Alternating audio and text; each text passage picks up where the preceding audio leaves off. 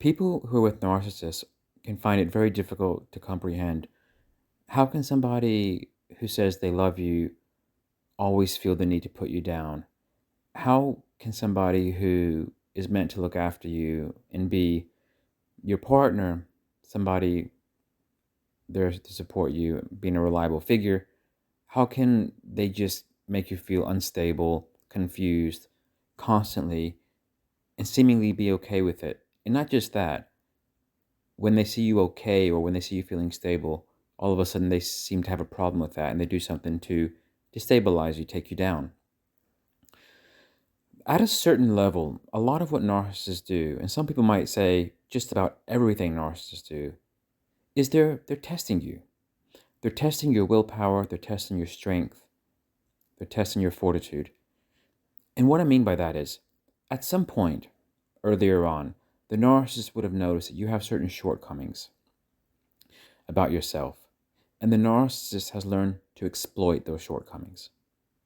For example, maybe you're the kind of person who feels the need to people please, so you can never say no, or maybe you're the kind of person who has severe abandonment issues and you're afraid to be alone, so you would never say or do something that might run the risk of disappointing the narcissist because you fear they might leave you. So you put up with much more than you should. In other words, you end up having unhealthy boundaries.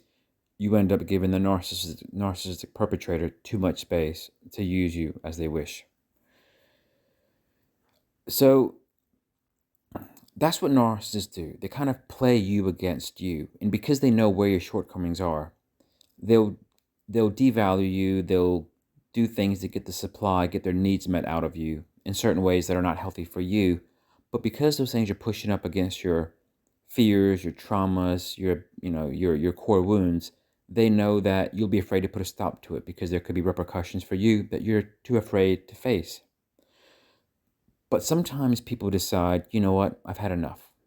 So you call their bluff, or however you want to put it. It's when you take certain steps and you show them that you're no longer afraid of losing them or losing whatever it is that they were offering you, which oftentimes means that, you have to face your own deepest fears. You have to face your own core wounds, traumas. Maybe you put your foot down and said, look, if you cheat on me once more, I'm gone. That's it. Or if you keep lying to me, I'm not going to talk to you anymore. And they see that you mean it. And you're going to stand by that. When you reach that point where the narcissist realizes that actually you're standing by yourself and you're standing by your statements, or maybe it's not through words, maybe it's through actions, behaviors, maybe they just picked up on a shift in energy. They picked up on the change in the temperature of the room. When the narcissist realizes that they're dangerously close to losing you because you're dangerously close to gaining your own independence, then they've made you stronger, kind of pushing you away in a way that actually benefits you. It's usually at that point when they're about to lose you or when they have just lost you that they realize more than ever that they are dependent on you, that they are dependent on your supply.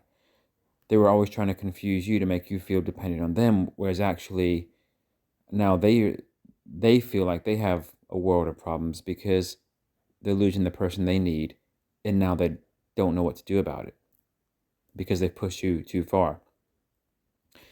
And of course, once they push you that far and they realize that they're just about to lose you, they start wondering if there's anything they can do to try to bring you back in, or if they can have maybe a change of behaviors, actions, to try to get you to warm up to them again. And from there, all kinds of things can happen. But of course, you have to do what's right for you. As always, thanks for watching.